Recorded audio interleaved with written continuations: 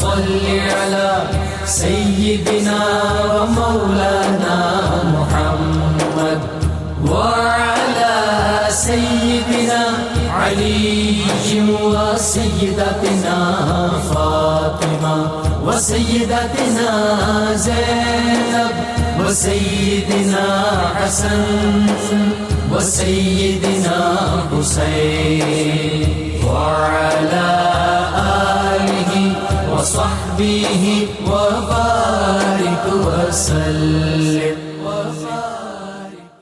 اللهم صل على سيدنا ومولانا محمد صاحب التاج والمعراج والبراق والعلم دافع البلاء والوباء والقحط والمرض والألم اسمه مكتوب مرفوع مشفوع منقوش في اللوح والقلم سيد العرب والعجم اسمه مقدس معطر مطهر منور في البيت والحرم شمس الضحى بدر الدجى صدر العلا نور الهدى كهف الورى مصباح الظلم جميل الشيم شفيع الأمم صاحب الجود والكرم والله عاصمه وجبريل خادمه والبراق مركبه والمعراج سفره وفوق سدرة المنتهى مقامه وقاب قوسين مطلوبه والمطلوب مقصوده والمقصود موجود سيد المرسلين خاتم النبيين شفيع المذنبين أنيس الغريبين رحمة للعالمين راحة العاشقين مراد المشتاقين شمس العارفين سراج السالكين مصباح المقربين محب الفقراء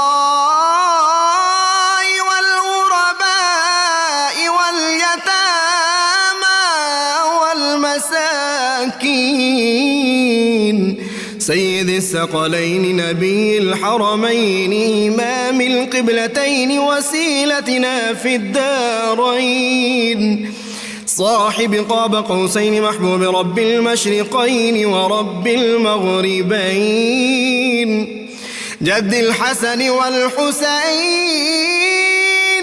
مولانا ومولى الثقلين سيدنا أبي القاسم محمد بن عبد الله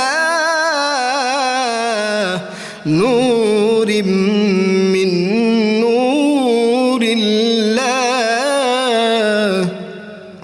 يا أيها المشتاقون بنور جماله بلغ العلا بكماله كشف الدجى بجماله حصلت جميع خصاله صلوا عليه وآله وأصحابه وسلموا تسليما وسيدنا حسن وسيدنا حسين وعلى बिस्मिल्लाहिर्रहमानिर्रहीम। अस्सलाम वालेकुम नाज़रीन, प्रोग्राम सुबह नूर के साथ आपका मेज़बान नज़ीर अहमद गाज़ी हाजिर है। नाज़रीन इकराम, हज़रत अबू अनीस मोहम्मद बरकत अली साहब रहमहुल्लाह की मशहूर तालीफ़ अस्माउन नबील करीम सल्लल्लाहु अलैहि वसल्लम से एक इसमें मुबारक पढ़ने की सआदत हासिल कर रहा हूँ। सय्यदुना रहमतुल लिल आलमीन सल्लल्लाहु अलैहि वसल्लम हमारे सरदार तमाम जहानों के लिए रहमत, दुरूद व सलाम भेजे अल्लाह आप सल्लल्लाहु अलैहि वसल्लम, आपकी आले पाक और आपके सहाबा किराम पर। ارشاد باری تعالیٰ ہے، اور اے رسول محتشم صلی اللہ علیہ وسلم، ہم نے آپ کو تمام جہانوں کے لیے رحمت بنا کر بھیجا ہے۔ سیدنا ابو ہریرہ رضی اللہ عنہ سے مروی ہے کہ حضور نبی رحمت صلی اللہ علیہ وآلہ وسلم نے ارشاد فرمایا، میں اللہ تعالیٰ کی ایک ایسی رحمت ہوں جس کو اس نے مخلوق کو تحفے کے طور پر دیا ہے۔ میں مخلوق کے لیے اللہ تعالیٰ کا خاص تحفہ ہوں اور اس میں کوئی شک نہیں۔ ناظرین کرام، آج کا ہمارا موضوع انتہائی اہمیتوں کا حامل ہے، اور یہ وہ موضوع ہے جس کو بیان کرتے ہوئے اور جس کو پڑھتے ہوئے انسان جو ہے، ایک کلمہ گو جو ہے، وہ ایک عجیب درد اور کرب میں مبتلا ہو جاتا ہے۔ آج کا ہمارا موضوع ہے حضور نبی کریم صلی اللہ علیہ وسلم کا سفر طائف۔ ناظرین کرام، یہ سفر طائف رحمۃ اللہ علیہ صلی اللہ علیہ وسلم کا کیا تھا؟ یہ سفر استقامت تھا۔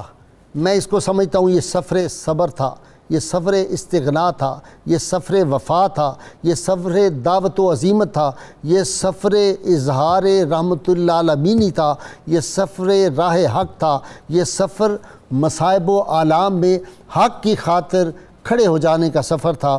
اور اس سفر سے پتہ چلتا ہے کہ راہ حق کے امام کو اس مرحلے پر یا اس منزل میں یا اس راستے میں کیسی کیسی مصائب اور آلام سے واسطہ پڑتا ہے، اور پھر جب آدمی اس میں کامیاب و کامران ہو جاتا ہے، جب صبر میں نکل جاتا ہے ان منازل سے، تو پھر اللہ تعالیٰ کی رحمتیں آ کے اس انسان کو گھیر لیتی ہیں، اور پھر اگر وہ شخصیت اللہ کے محبوب صلی اللہ علیہ وسلم ہو تو پھر انعامات کی ایسی بارش ہوتی ہے، پھر لامکان کا سفر شروع ہوتا ہے، پھر سفر معراج بھی عطا کیا جاتا ہے، پھر انگلی اٹھتی ہے تو چاند جو ہے وہ اپنا سینہ چیر لیتا ہے۔ ناظرین کرام، سفر معراج کے حوالے سے میں ایک بات شروع میں عرض کر دوں کہ حضور رحمت کائنات صلی اللہ علیہ وسلم کی حیات ظاہری کا ایک ایک لمحہ رحمت ہی رحمت ہے۔ وہ جو احسان دانش مرحوم نے کہا تھا نا کہ نفس نفس پہ رحمتیں، قدم قدم پہ برکتیں، جدھر جدھر سے وہ شفیع آسیاں گزر گیا، اور جہاں نظر نہیں پڑی وہاں ہے رات آج تک، وہیں سحر ہوئی جہاں سے وہ گزر گیا۔ رحمت کونین صلی اللہ علیہ وسلم کی رحمت ہر لمحہ رحمت تھی، اپنوں کے ساتھ، بیگانوں کے ساتھ، لیکن 3 مواقع حیات ظاہری میں ایسے ہیں جہاں رحمت اللہ علیہ اپنے معراج پر ہے، عروج پر ہے۔ اس کے بعد آدمی جو ہے وہ اپنی گردنیں سوائے جھکا دے اس عظمت کے سامنے، اور کوئی چارہ نہیں، دنیا کا کوئی بھی انسان ہو، جب وہ یہ عظمتیں دیکھتا ہے تو پھر اس کو پتہ چلتا ہے کہ رحمت عالمین صلی اللہ علیہ وسلم کا مطلب کیا ہوتا ہے۔ ناظرین کا پہلا موقع وہ ہے کہ جب سید عالمین صلی اللہ علیہ وسلم سفر طائف کے لیے نکلتے ہیں، اور یہ سفر طائف کب شروع ہوتا ہے؟ وہ جو 3 برس شیب ابی طالب کے ہیں، جہاں صحابہ کرام جو تھے وہ پتے کھا کے درختوں کے گزارا کرتے تھے، اور کتنے مصائب اور آلام تھے وہاں اس گھاٹی کے اندر، اس پہاڑ کی وہ جو کوہ تھی اس کے اندر۔ وہاں سے نکل کے اللہ کے پیغام دینے کے لیے آپ صلی اللہ علیہ وسلم 120 میل مکہ سے طائف کی وادی میں جاتے ہیں۔ زرخیز سرزمین ہے، باغوں کی سرزمین ہے، ہم نے اس کی زیارت کی اللہ کی توفیق سے۔ وہاں ایک ایک گھر میں جاتے ہیں آپ صلی اللہ علیہ وسلم، جا کے ان کو جو تبلیغ کرتے ہیں۔ اس نے اور اس کے دیگر ساتھیوں نے رحمت کونین صلی اللہ علیہ وسلم کو پیغام حق سننے کے بعد جس طرح پتھروں کی بارش کی، جس طرح اوباش آپ صلی اللہ علیہ وسلم کے پیچھے لگا دیے، اور جس طرح آپ کو تکلیف ہوتی تھی کہ آپ کے پائے اقدس زخمی ہو گئے، خون کے ساتھ نالین پاک چپک گئے تھے، اتنا خون بہہ رہا تھا آپ کے پائے اقدس سے۔ اس کے باوجود یہ ہے رحمت اللہ عالمینی کہ پھر ملک الجبال فرشتہ آ جائے، جبریل امین آ جائیں، اور 7 پہاڑوں کا فرشتہ آئے اور کہے مجھے اللہ نے حکم دیا ہے کہ محبوب صلی اللہ علیہ وسلم سے پوچھ لیں اگر آپ اجازت دیں تو ان دونوں پہاڑوں کے درمیان ان کو پیس کے رکھ دوں۔ اس وقت ہی رحمت کونین صلی اللہ علیہ وسلم، یہ ہے رحمت اللہ عالمینی، فرماتے نہیں میں تو رحمت بنا کے بھیجا گیا ہوں، یہ نہیں تو ان کی اولادوں میں سے کل کو جو لوگ ہیں وہ اللہ کے راستے میں آ جائیں گے، کلمہ توحید پڑھ لیں گے۔ دوسرا موقع ہمیں نظر آتا ہے ناظرین کرام، وہ ہے غزوہ احد کا۔ اسی لیے رحمت کونین صلی اللہ علیہ وسلم سے ایک دن ام المومنین سیدہ عائشہ صدیقہ طیبہ طاہرہ نے پوچھا، یا رسول اللہ آپ کے دندان پاک جو تھے ان کا کچھ حصہ شہید ہوا، آپ زخمی ہوئے، احد سے بڑھ کے بھی آپ کی ظاہری حیات میں کوئی مشکل ترین دن آیا؟ آپ نے فرمایا کہ ہاں، طائف کا دن اس سے بھی زیادہ سخت تھا، اس سے اندازہ کریں۔ اور اس وقت بھی رحمت کونین صلی اللہ علیہ وسلم کیا کہتے ہیں، یا اللہ میری قوم کو ہدایت دے دے، زخمی ہونے کے باوجود اتنے زیادہ زخمی ہیں، یہ مجھے نہیں پہچانتے، یہ مجھے نہیں جانتے۔ اور تیسرا موقع ناظرین کرام وہ ہے جب فتح مکہ ہوتا ہے، وہ سارے دشمن جاں جنہوں نے عمار بن یاسر کے خاندان کو شہید کیا، جنہوں نے بلال حبشی پہ ظلم کیے، خباب پہ ظلم کیے، خبیب پہ ظلم کیے، جنہوں نے صحابہ کرام کے گھر بار چھینے، آپ صلی اللہ علیہ وسلم کو طرح طرح کی تکالیف دی، وہ ابو جہل اور ابو لہب جب صلی عالمین صلی اللہ علیہ وسلم جا کے تبلیغ کرتے تھے، قافلے مختلف جو آتے تھے حج کے موقع پہ، یہ پیچھے سے جاتے تھے، آپ صلی اللہ علیہ وسلم پہ مٹی پھینکتے تھے، آپ صلی اللہ علیہ وسلم کو پیچھے سے آوازیں کستے تھے۔ ان کی اولادیں وہاں پہ ساری کھڑی ہوئی تھی، وہ کفار مکہ سارے کھڑے ہوئے تھے، اور ابو جہل اور ابو لہب تو جہنم رسید ہو چکے تھے، جو تھا وہاں پہ بدر میں ابو جہل جو تھا وہ جہنم رسید ہو چکا تھا، سارے دشمن کھڑے ہوئے ہیں۔ اور اس وقت اللہ کے محبوب صلی اللہ علیہ وسلم ان کو فرماتے ہیں لا تثریب علیکم اليوم، ان سب کو جو ہے معاف کر دیا جاتا ہے۔ اتنے ان کے جرائم ہیں، اگر میں گنوانے شروع کروں تو میرا پروگرام ختم ہو جائے۔ تو ناظرین کرام، آج سفر طائف سے ہمیں سبق کیا ملتا ہے؟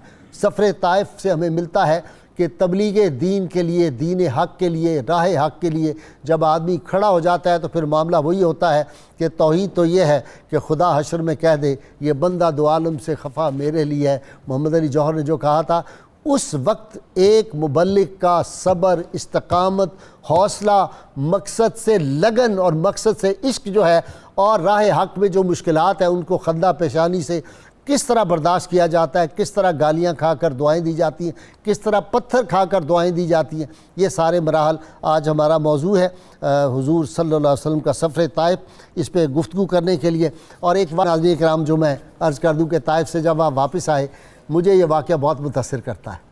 مطعم بن عدی آپ صلی اللہ علیہ وسلم سے زید بن حارثہ نے، جو حضور کے غلام تھے، ساتھ تھے، انہوں نے کہا جی عرب کا دستور ہے کہ کسی بڑے خاندان کو، طاقتور کو آدمی کہتا ہے کہ مجھے آپ پناہ دے دیں، اس وقت ہم طائف سے آئے ہیں۔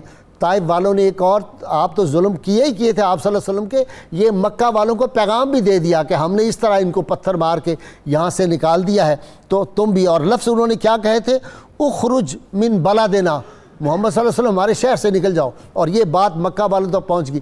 تو حضرت زید نے کہا کہ کسی سے ہم پناہ لے لیں، ایک دو آدمیوں کو میسج بھیجا، انہوں نے نہیں، ایک آدمی مطعم بن عدی 7 بیٹوں کے ساتھ، لمبے لہیم شہیم جوان تھے، جب اس کو پیغام پہنچا اس نے اپنے بیٹوں کو بلایا، خود بھی تیار ہوا، سارا اسلحہ زیب تن کیا، تلواریں لٹکائیں، نیزے لٹکائے، خنجر لٹکائے، اور جا کے رحمت کونین صلی اللہ علیہ وسلم کو ساتھ دیا، اور آپ صلی اللہ علیہ وسلم درمیان میں چل رہے تھے، اور مطعم بن عدی آگے اور اس کے بیٹے اور کچھ پیچھے، درمیان میں حضور رحمت کونین صلی اللہ علیہ وسلم کو لے کے حرم کعبہ میں آ گئے، کہا کہ آپ یہاں پہ اپنی عبادت کریں۔ حضور صلی اللہ علیہ وسلم نے طواف فرمایا، 2 نفل ادا فرمائے، اور اس نے جو فکرہ کہا ناظرین کرام، اللہ کی اپنی اس کے کام ہیں، ہم تو نہیں کہہ سکتے، لیکن کبھی کبھی میرے دل میں آتا ہے کہ ممکن ہے جب روز قیامت ہو تو اللہ تعالیٰ اس کی یہ جو نیکی ہے اس کے بدلے اس کو اس وقت کلمہ پڑھا دے، اس کی قدرت میں ہے، یہ وہ کر سکتا ہے۔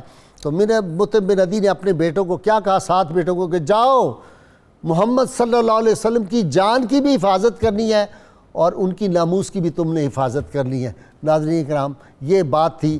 تو حضور نے تو کبھی کسی کا احسان رکھا نہیں۔ جب بدر کے قیدی آئے تو آپ صلی اللہ علیہ وسلم کیا فرمایا آج اگر مطعم بن عدی زندہ ہوتا، وہ ان کی سفارش کرتا، میں بغیر فدیے کے سب کو رہا کر دیتا۔ اللہم صلی علی سیدنا و مولانا محمد وعلی سیدنا علی و سیدتنا فاطمہ و سیدتنا زینب و سیدنا حسن و سیدنا حسین وعلى آله وصحبه وبارك وسلم اللهم صل على سيدنا ومولانا محمد وعلى سيدنا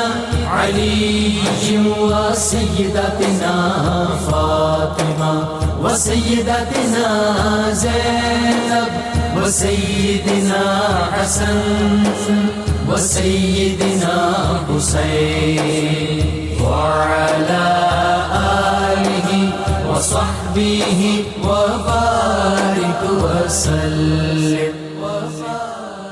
سفر طائف دل پہ پتھر رکھ کے پڑھنا پڑتا ہے بڑے حوصلے کے بسم ساتھ. اللہ الرحمن الرحیم. یہ شہادت گہے الفت میں قدم رکھنا ہے، لوگ آسان سمجھتے ہیں مسلمان ہونا. سفر طائف جب ہمارے سامنے آتا ہے تو اس میں اقلیم رسالت اور کشور نبوت کے اس عظیم تاجدار کے اسوہ حسنہ کی جامعیت اور کاملیت کا ایک پہلو دنیا کو نصیب ہو جاتا.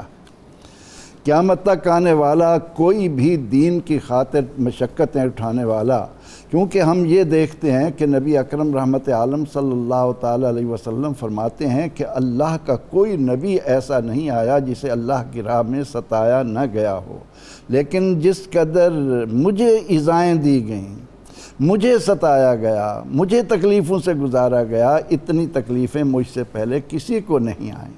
اب قرآن ہمیں بتاتا ہے کہ مَسَّتْهُمُ الْبَأْسَاءُ وَالضَّرَّاءُ وَزُلْزِلُوا حَتَّى يَقُولَ الرَّسُولُ مَتَى نَصْرُ اللَّهِ. اللہ کی راہ میں ہم یہ دیکھتے ہیں کہ وہ اس طرح سے ہلا ڈالے گئے کہ ان کے بدن پر لوہے کی کنگیاں چلا کر ہڈیاں اور پسلیاں الگ کر دی گئیں، انہیں دیگوں میں ڈال کر بھونا گیا. لیکن نبی رحمت صلی اللہ تعالیٰ علیہ وسلم نے اس راہ میں جس طرح سے ابتدا سے لے کر ہجرت تک جو تکلیفیں اٹھائی ہیں، بلکہ غزوہ احد کا بھی آپ نے ذکر کیا، وہ اپنی مثال آپ ہیں. آپ صلی اللہ تعالیٰ علیہ وسلم جب دعوت کا آغاز فرماتے ہیں اس وقت سے لے کر ایک تو وہ مرحلہ آتا ہے کہ آپ فرماتے ہیں اصبروا یا اول یاسر فإن موعدکم الجنہ. ہائے ہائے ہائے ہائے. اور وہ حضرت سمیہ کا واقعہ جب انسان کے سامنے آتا ہے، لیکن نبی اکرم رحمت عالم صلی اللہ علیہ وسلم جنہیں وَرَفَعْنَا لَكَ ذِكْرَكَ کا تمغہ عطا کیا جا رہا ہے، جنہیں مقام محمود عطا ہو رہا ہے، جو شفاعت کا دروازہ کھلوانے والے ہیں، آپ صلی اللہ علیہ وسلم بنفس نفیس ان اذیتوں سے، ان مصیبتوں سے، کیا وہ مرحلہ تھا. جی سفر طائف، جی سبق کیا ملتے ہیں؟ جی غازی صاحب، جب آپ واقعات خان صاحب نے بیان کیے، کچھ بشارت واقعات کا بالکل آپ اس میں غازی سے صاحب بات جو سفر طائف کو ہم دیکھتے ہیں اور جس پس منظر میں آپ صلی اللہ علیہ وسلم تشریف لے گئے طائف کے اندر، ایک بڑی بنیادی اصولی بات جو ہمارے سامنے آتی ہے وہ یہ ہے کہ اسلام دین دعوت ہے. یہ چھوٹی بات نہیں ہے. سبحان اللہ. اسلام دین دعوت ہے، یعنی اسلام کی دعوت کو کسی بھی مرحلے پہ آپ نے روکنا نہیں ہے. بڑی واضح بات ہے. غازی صاحب اگر دعوت کے اندر تھوڑا سا بھی التوا اس کی کوئی گنجائش ہوتی تو اس سے بڑا وقت کوئی نہیں تھا جس وقت آپ طائف تشریف لے گئے. واہ واہ. آپ دیکھیں کتنا نازک ترین وقت ہے، عام الحزن ہے. واہ واہ. اور شاہ ابی طالب کے معاملات، سیدہ حضرت خدیجہ الکبریٰ کا وصال، سیدنا ابو طالب کا وصال، اور جب مکہ کی طرف سے تمام دروازے بند ہو گئے تو آپ نے پھر مکہ کی باہر دیکھا اور آپ نے نیا امکان تلاش کرنے کی کوشش فرمائی دعوت حق کی ابلاغ کے لیے. واہ واہ. 120 میل اور غازی صاحب پیدل تشریف لے گئے، پیدل تشریف لے گئے. یعنی یہ آپ کے لیے بالکل مناسب تھا کہ آپ انتظار فرماتے مکہ میں رہتے ہوئے کہ حالات سازگاروں میں کسی کے سامنے دعوت آ کر رکھوں. یہ بالکل مناسب تھا. مبلغ نے نہیں دیکھنا، لیکن یہ اسلام کے مزاج کے خلاف ہے. آپ نے بتا دیا کہ اسلام کی بقا صرف اور صرف پیش قدمی میں ہے. غازی صاحب آپ دیکھیں اس کی مثال ہمارے سامنے موجود ہے. اسپین میں مسلمانوں کو کیوں زوال آیا؟ اسپین میں مسلمانوں کا رخ یورپ کی طرف نہیں تھا، عالم اسلام کی طرف تھا. اسپین میں رہتے ہوئے اگر وہ اپنا رخ یورپ کی طرف ہی رکھتے وہاں اسلام کبھی ختم نہ ہوتا، کبھی ختم نہ ہوتا، اسلام کو کبھی زوال نہ آتا، کیونکہ وہاں پیش قدمی رک گئی نا، پیش رفت نہیں کی انہوں نے. جب وہ باہمی اختلافات ہوئے، وہ پھر اس کے بعد بقیہ مسائل شروع ہو گئے. ظاہر ہے پھر بقیہ مسائل شروع، پانی رک جائے گا تو اس میں تعفن تو پیدا ہوگا.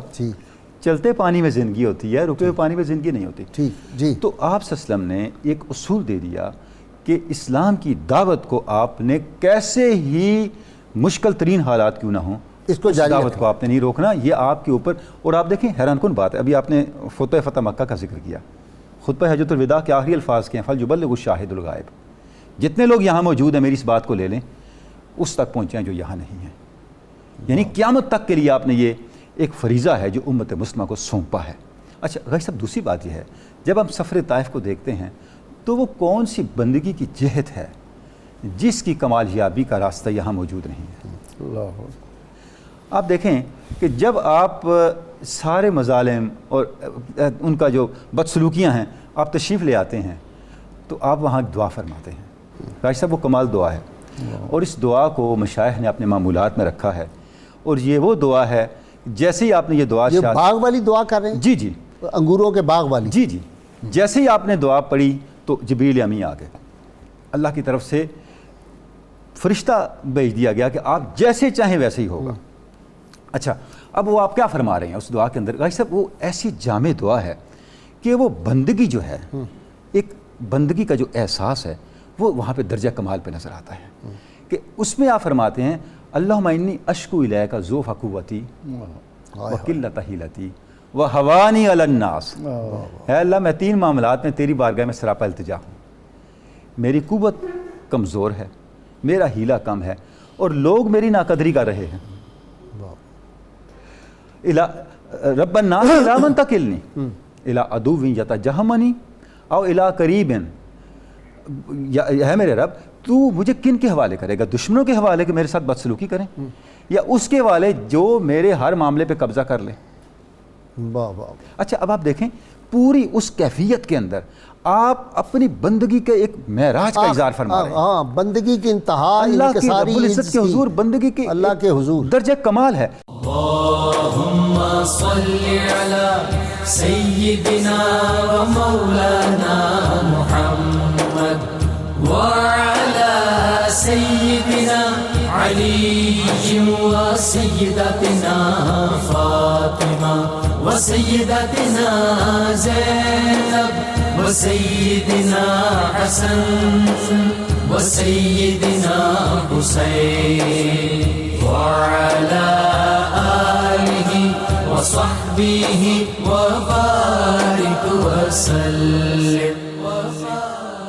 اللهم صل على سيدنا ومولانا محمد وعلى سيدنا علي وسيدتنا فاطمة وسيدتنا زينب وسيدنا حسن وسيدنا حسين وعلى آله وصحبه وبارك وسلم. اچھا بشارت ایک بہت دلچسپ اس میں بات یہ ہے کہ انہوں نے جو ظلم کیا تو جس باغ میں آپ ٹھہرے وہ بھی اللہ رسول کا بہت بڑا دشمن تھا، ربیعہ جو کفار مکہ کا ایک بڑا لیڈر تھا. اس کے بیٹے دونوں عتبہ اور عتیبہ تھے غالباً، دونوں جو عتبہ اور شیبہ دونوں بیٹے، وہ بھی وہاں پہ موجود تھے. آپ صلی اللہ علیہ وسلم یہ حالت دیکھ کے ان کو بھی ترس آ گیا، آپ اندازہ کریں. اور تب انہوں نے عداس کو بلایا اور کہا کہ یہ انگور پلیٹ میں لے جاؤ اور جا کے ان کی خدمت میں پیش کرو. بسم اللہ الرحمن الرحیم. غازی صاحب حقیقت یہ ہے کہ یہ ایک واقعہ، حالانکہ اور بھی بہت سارے واقعات موجود ہیں، لیکن اس ایک واقعہ سفر طائف کے اندر بہت سارا درس موجود ہے اور بہت سارے پیغامات موجود ہیں. جی ارشاد. محدثین نے اور سیرت نگاروں نے لکھا کہ اس قدر ظلم اگر اور کسی پر ہوتا، اذیت دی جاتی، تو ہو سکتا ہے کہ وہ راہ حق سے ہٹ جاتا. اب آپ یہاں پہلی بات یہ دیکھیے کہ نبی اکرم صلی اللہ علیہ وسلم جب وہاں پہنچے طائف تو ایک روایت یہ ہے کہ 10 دن قیام کیا اور ایک ہے کہ 1 ماہ آپ وہاں ٹھہرے. تو سب سے پہلا طریقہ آپ نے یہ اپنایا کہ وہاں جو کچھ لوگ تھے ان کے گھروں میں آپ گئے، ان کو جا کر اسلام کی تبلیغ کی. اس کے بعد آخری مرحلہ جو تھا وہ 3 سردار جن کا ذکر آپ نے کیا، ان سرداروں جو تینوں سگے بھائی تھے آپس میں، ان کے پاس آپ پہنچے. انہوں نے جو طریقہ اپنایا کہ آپ کو کہا کہ آپ ہمارے شہر سے نکل جائیں. نبی علیہ السلام نے وہاں جاتے ہوئے، وہاں سے تشریف لے جاتے ہوئے ایک بات ان سے کہی تھی. آپ نے فرمایا دیکھو تم نے میرے ساتھ جو کرنا تھا وہ کر دیا، اب یہ ایک راز ہے، اس کو کسی کے سامنے ظاہر نہ کرنا. اس کی 2 حکمتیں محدثین نے بیان کی. ایک یہ تھا کہ کفار مکہ وہ پہلے ہی بڑے سخت دشمن تھے آپ کے، تو ان کو یہ خوشی منانے کا موقع مل جاتا، اور حوصلہ بھی بڑھ جاتا، حوصلہ بڑھتا، اور کہ دوسرا طائف یہ والی تھا بھی کہ ہمارے جو ساتھ اسلام دشمنی تھی ان کی وہ اور بڑھ جاتی۔ تو آپ نے یہ بات ان سے کہی کہ یہ بات اب تم کسی کے سامنے نہ کرنا، لیکن انہوں نے یہ کیا کہ جو ان کو ملا اس کے سامنے انہوں نے یہ طائف کا سارا واقعہ بیان کیا جو حضور صلی اللہ علیہ وسلم کے ساتھ انہوں نے سلوک کیا۔ اب نبی علیہ السلام جب طائف سے باہر نکلے تو ایک تو انہوں نے جو اوباش لڑکے تھے ان کا پورا جلوس بھیجا، دوسری صورت یہ پھر یہ اپنائی کہ ان کو 2 قطاروں میں کھڑا کر دیا۔ انہوں نے ہاتھ کے ساتھ بھی اذیت دی اور زبان کے ساتھ بھی اذیت دی۔ کبھی ایسا ہوتا کہ حضرت زید بن حارثہ رضی اللہ تعالیٰ عنہ دیوار بن کر سامنے کھڑے ہو جاتے۔ اچھا غازی صاحب، اس میں یہ بات بھی ہے کہ حضور صلی اللہ علیہ وسلم کی استقامت اور اسلام کے لیے آپ کا جو ایک در تھا، اسلام کی تبلیغ کے ساتھ محبت، ایک روایت میں یہ بھی ہے کہ آپ اکیلے گئے تھے، آپ کے ساتھ کوئی بھی نہیں تھا۔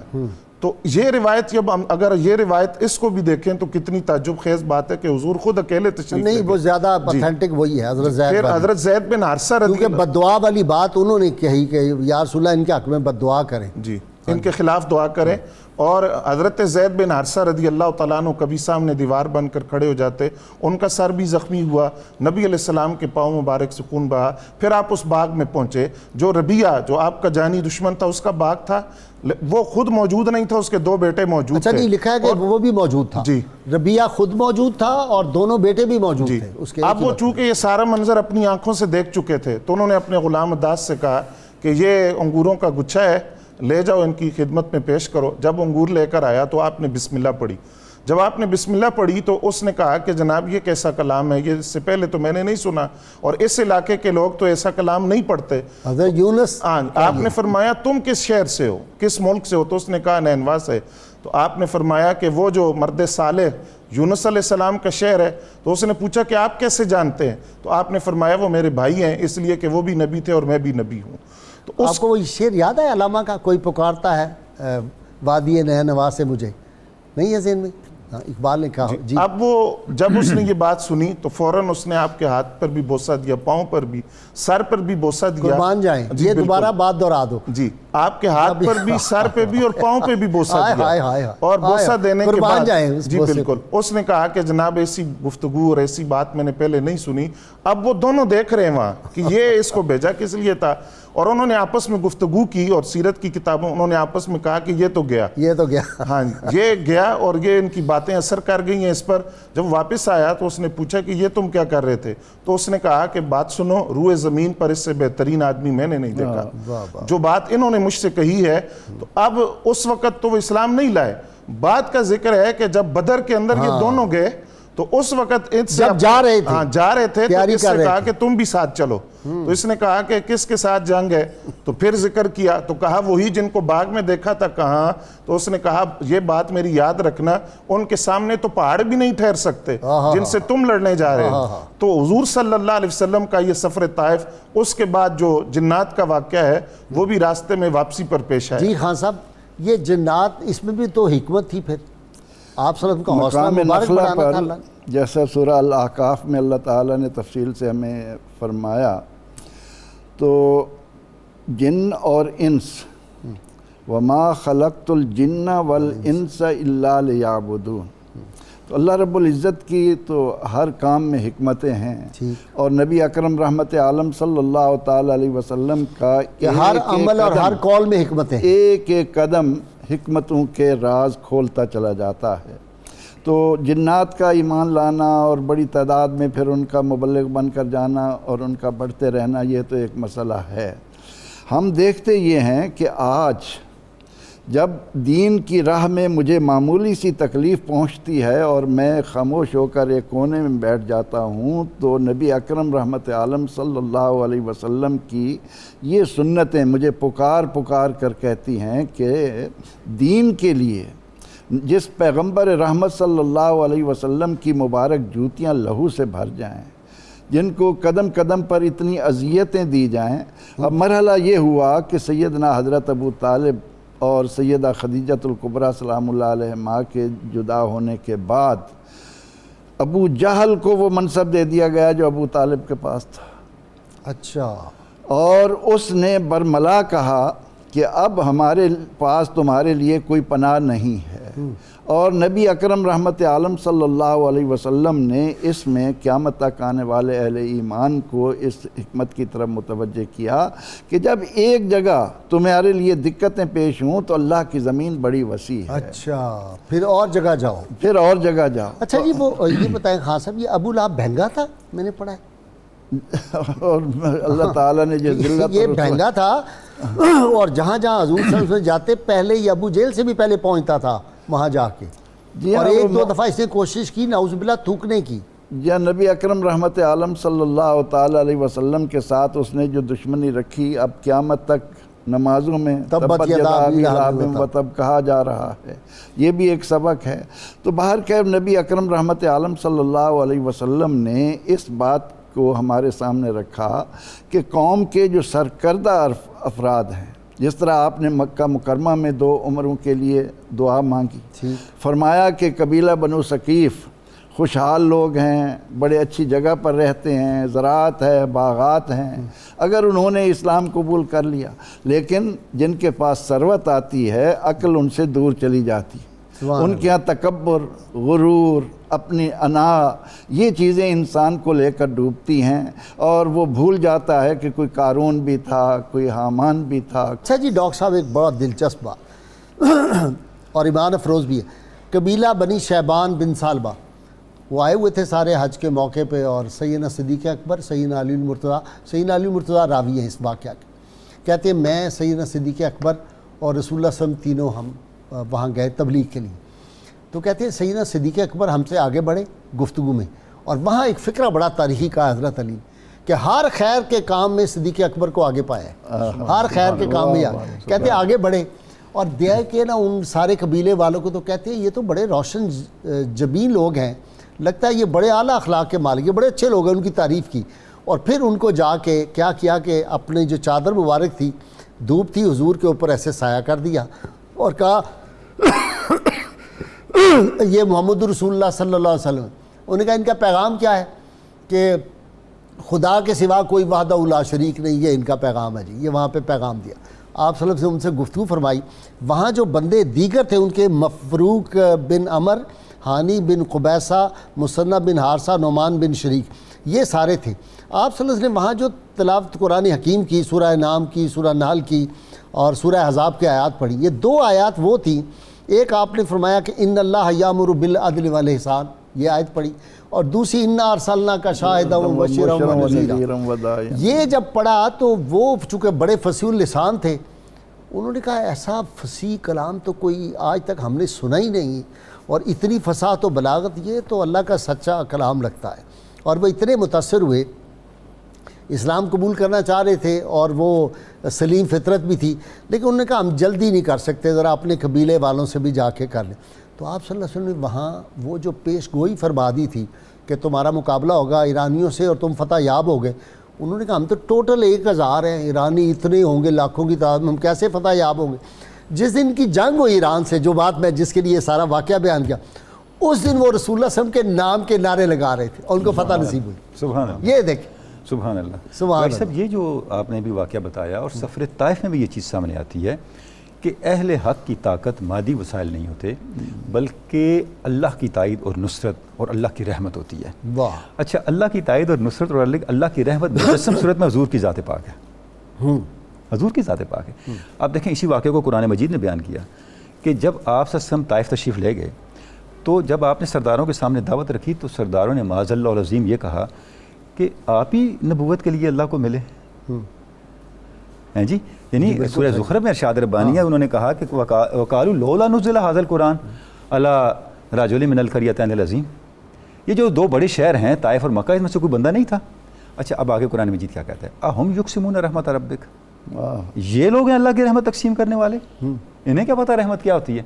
پھر اللہ نے ان پہ اپنی نعمتوں کا ذکر کر کے جہاں اینڈ کیا، ورحمت ربک خیر مما یجمعون، واہ واہ، جو انہوں نے مادی وسائل اکٹھے کر رکھے ہیں نا، ان پر حاوی رہے گی اللہ کی رحمت۔ سبحان اللہ۔ تو انہوں نے نعرے تو لگانے تھے آپ صلی اللہ علیہ وسلم کے اسم پاک کے۔ بڑا مزہ ہے۔ اللهم صل على سيدنا ومولانا محمد وعلى سيدنا علي وسيدتنا فاطمة وسيدتنا زينب وسيدنا حسن وسيدنا حسين وعلى آله وصحبه وبارك وسلم. اللهم صل على سيدنا ومولانا محمد وعلى سيدنا علي وسيدتنا فاطمة وسيدتنا زينب وسيدنا حسن وسيدنا حسين وعلى آله وصحبه وبارك وسلم.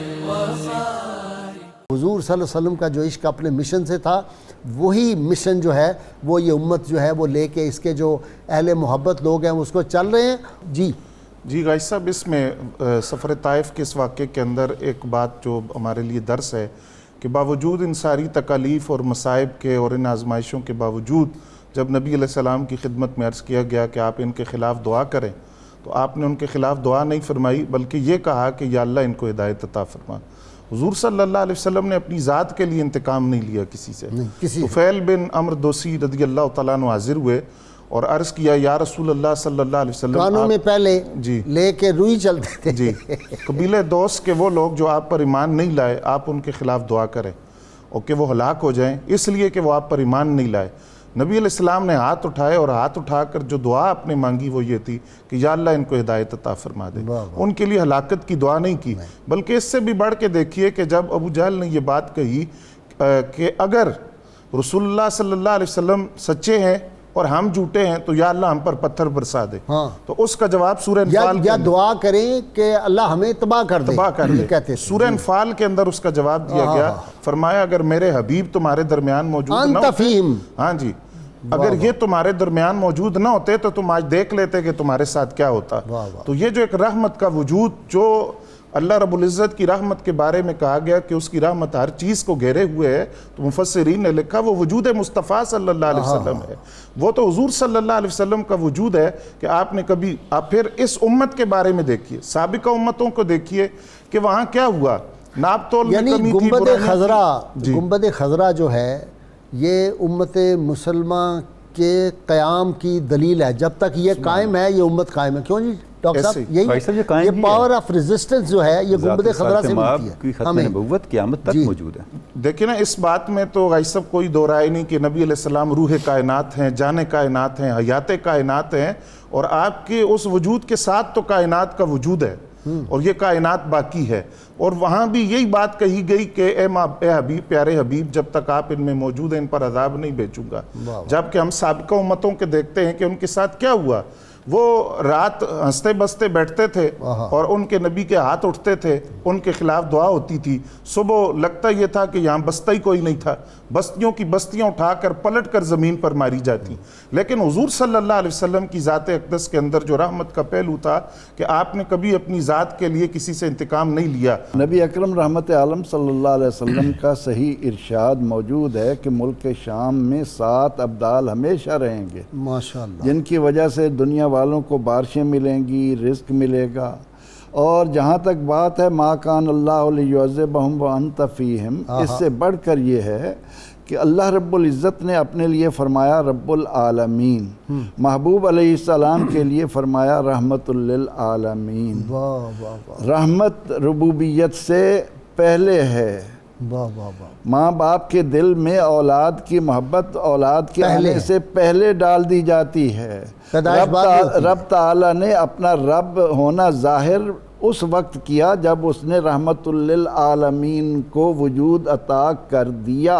سبحان اللہ. جہاں جہاں اللہ کی ربوبیت کے زمزمے سنج ہوتے رہیں گے وہاں وہاں رحمت للعالمین کی رحمت عالم چھائی رہے گی. نگاہ عشق و مستی میں وہی اول وہی آخر، اس میں کوئی شک نہیں ہے. حضور نبی اکرم رحمت عالم صلی اللہ علیہ وسلم اگر چاہتے دعا فرماتے ساری دنیا مسلمان ہو جاتی، لیکن اللہ تعالیٰ کی مشیت یہ ہے کہ اس نے جنت کو مشقتوں سے گھیرا ہے۔ وَلَنَبْلُوَنَّكُمْ بِشَيْءٍ مِّنَ الْخَوْفِ وَالْجُوعِ وَنَقْصٍ مِّنَ الْأَمْوَالِ وَالْأَنفُسِ وَالثَّمَرَاتِ وَبَشِّرِ الصَّابِرِينَ۔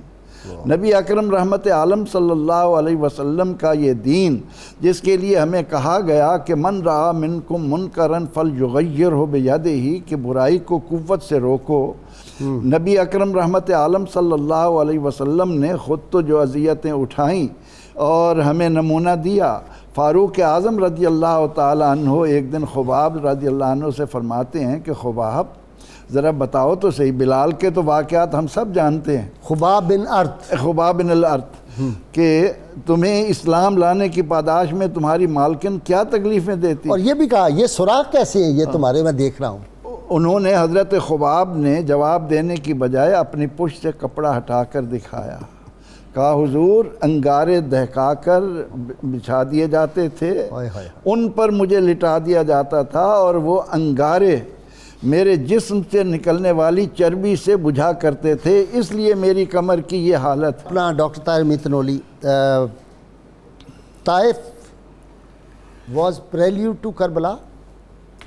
غازی صاحب آپ درست فرما رہے ہیں کہ جتنی بھی اسلام کے لیے بعد میں قربانیاں دی گئیں، ظاہر ہے اس کا نقطہ معراج تو طائف ہی ہے، جیسا آپ نے انٹرو میں بھی فرما دیا تھا، جب سیدہ عائشہ صدیقہ نے پوچھا کہ یا رسول اللہ احد سے بڑا بھی کچھ سخت دن تھا، تو آپ نے فرمایا ہاں وہ طائف کا دن تھا، اور مجھے نہیں پتہ تھا میں کہاں جا رہا ہوں۔ یعنی وہ صورتحال تھی، اور مجھ پہ اتنی سختیاں وہ کر رہے تھے کہ جس طرح مجھے راستہ ملتا میں ادھر ہی رخ کرتا تھا۔ تو یہ ظاہر ہے آپ کے حیات پاک کے اندر اتنی ایک معراج نظر آتی ہے آزمائش کی اور صبر کی۔ وہ دیکھیں آپ کہ جس وقت جبریل امین نے آپ کو یہ فرمایا، اور جو پہاڑوں کا فرشتہ تھا اس نے آپ کو اللہ کے اذن سے یہ فرمایا کہ اگر آپ اجازت دیں تو ہم ان کو اس طرح اپنے انجام تک پہنچا دیں، جو آپ نے جواب دیا، اگر آپ اس جواب کو دیکھیں اس میں دو باتیں بڑی نمایاں ہیں۔ آپ نے فرمایا نہیں، ان کی پشتوں میں ایسے لوگ دیکھ رہا ہوں جو اللہ کی توحید کا اقرار کرنے والے ہوں گے۔ اب اس میں دو باتیں ہیں، اور آئے پشت میں پھر اب دو باتیں گا۔ پہلی بات یہ ہے کہ لوگوں کے بارے میں حضور کے دل میں درد، وہی جو میں نے کہا کہہ دیا، اور دوسری ایک اور بات ہے اللہ کا عشق، کہ یہ نہیں تو کوئی تو ہو جو میرے محبوب کا ذکر کرے۔